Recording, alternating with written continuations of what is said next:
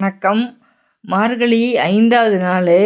இன்னைக்கு அவசர 5:30 மணிக்கு தான் எந்திரிச்சேன். அப்புறம் அவசரமா கோலம் போட்டுட்டு, வந்து சமைச்சு முடிச்சுட்டு, பொண்ண கொண்டு போய் ஸ்கூல்ல விட்டுட்டு வந்தேன். வந்த அப்புறம் தான் பொடிக்கு வறுத்து அரைச்சேன். அதுதான் இது. 50 கிராம் கடலப்பருப்பு, 50 கிராம் சீரகம், 50 கிராம் மிளகு, அப்புறம் 25 கிராம் வெந்தயம். இதான் எல்லாம் ஓரளவு சூடு காமிச்சா போதும். ரொம்ப சிவக்க வறுக்கணும்னு இல்லை. நமக்கு வெயில் இல்லாதனால தான். டிசம்பர் மாதம் வந்தாலே இந்த சாம்பார் பொடி தீரும்.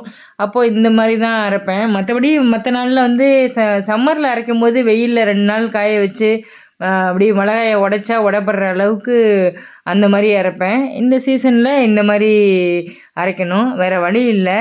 அதுதான் 1/2 கிலோ மிளகா, 1/2 கிலோ தனியா, மற்ற பொருள் எல்லாம் 50 கிராம், வெந்தயம் மட்டும் 25 கிராம் போட்டு வறுத்து அரைச்சிட்டு, மிளகாய்க்கு லைட்டாக உப்பு போட்டு அரைச்சோம். அப்போ தான் நெடி வராதுன்ட்டு அரைச்சிட்டு போய் திரிச்சிட்டு ஆற வச்சுட்டு பாட்டிலில் கொட்டி. இப்போவும் இந்த எவர் சில்வர் தாம்பாளத்தை தான் கொட்டி ஆற வைப்பேன். நியூஸ் பேப்பரில் கொட்டி ஆற வைக்காதீங்க, அது கெமிக்கல்.